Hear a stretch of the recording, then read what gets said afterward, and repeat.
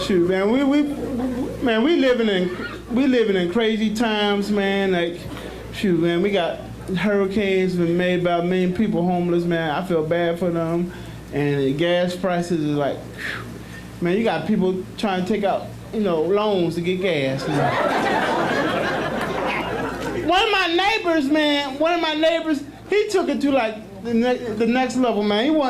He went back to the Fred Flintstone days, back to bedrock. Man, he got himself a car like that, man. I saw him going to work one day. He just got in there and got them feet going. I said, "You sure you gonna get somewhere?" He said, "Yep, cause we start out downhill and I'm good to go." And he took off. And all he said to me was, "Yabba dub doo."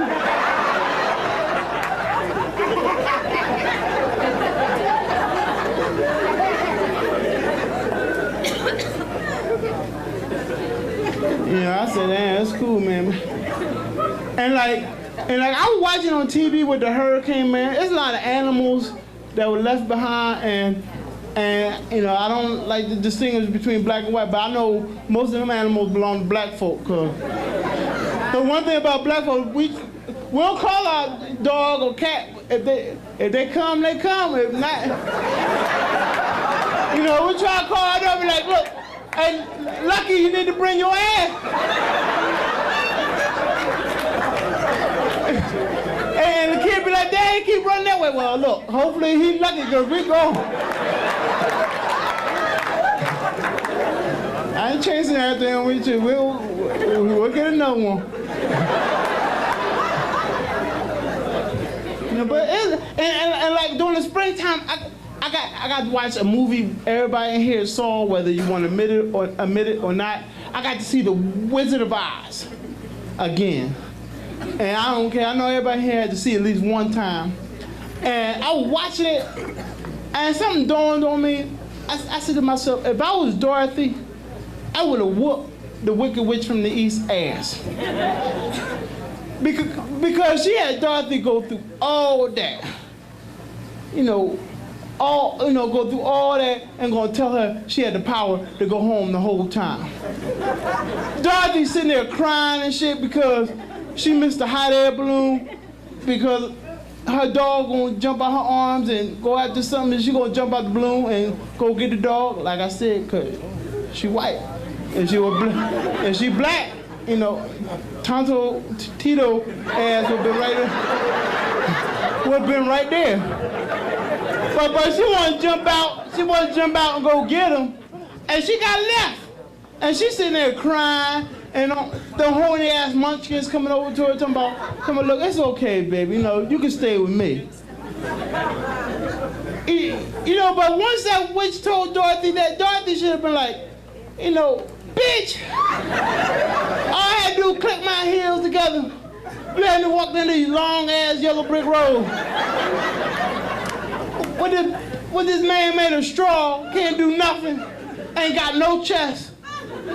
And this rusty ass metal man, we run across the field, the snow, he get froze up, being chased by flying monkeys and all." Man, did you see 2008, the Olympics is going to Beijing, man? I watch the Olympics every time they come on. Like, I like watching the female gymnastics. Like, one year I was watching, the female gymnastics, and the girls were doing the flips, and one girl had messed up and got a score of a bunch of 5s. And her coach wanted to come over to her and hug her and console her, talking about, "You did your best." I said, "That ain't no type of coaching. A real coach is supposed to get in your face and be like, see, that's what I'm talking about. You done wasted my goddamn time."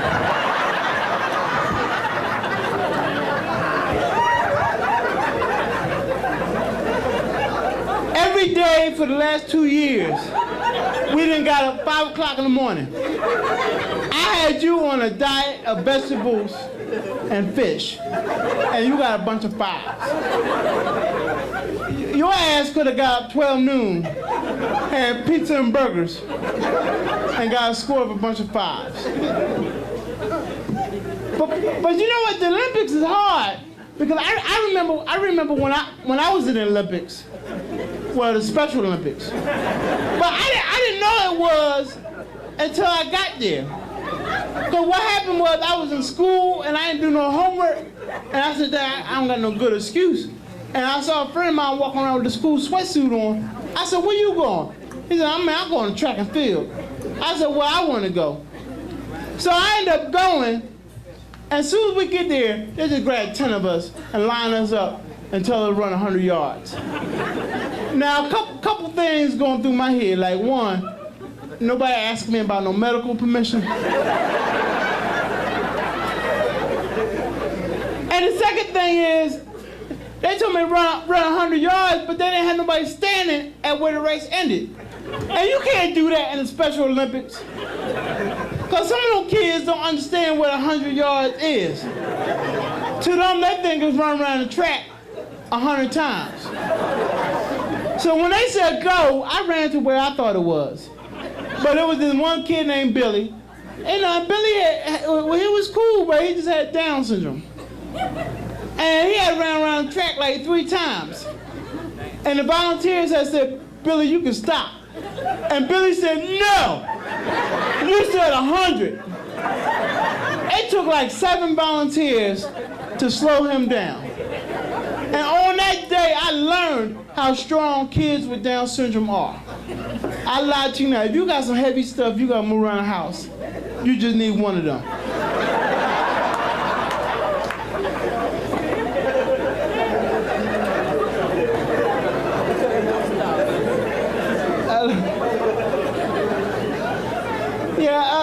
Now back to the races, they took and lined this up again.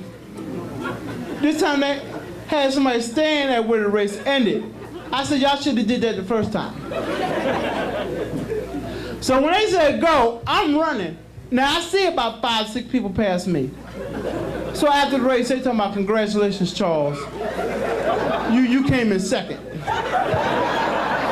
I said, oh.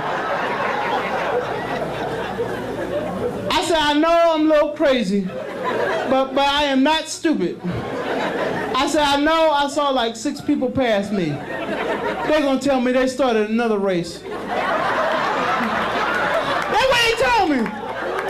Told me they started another race right at the mine, and that's what I saw.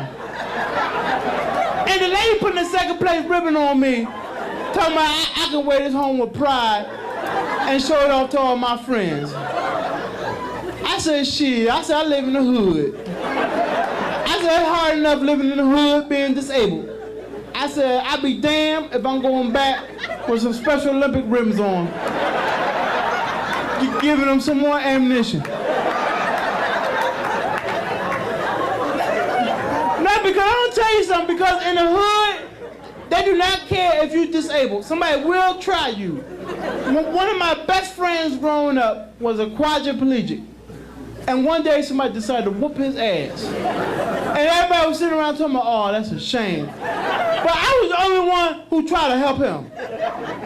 Because when that guy took a break from beating on him, I went over to my friend and said, look, man. I said, I know you can't move your arms or legs.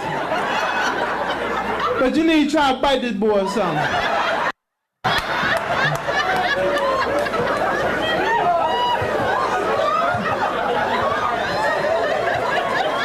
That's right, yeah, I had to tell him. I had to let him know. I said, at this point, it ain't about winning, baby. Just leave your mark. Oh, man, I gotta get ready to get out of here. I just want to thank y'all for laughing.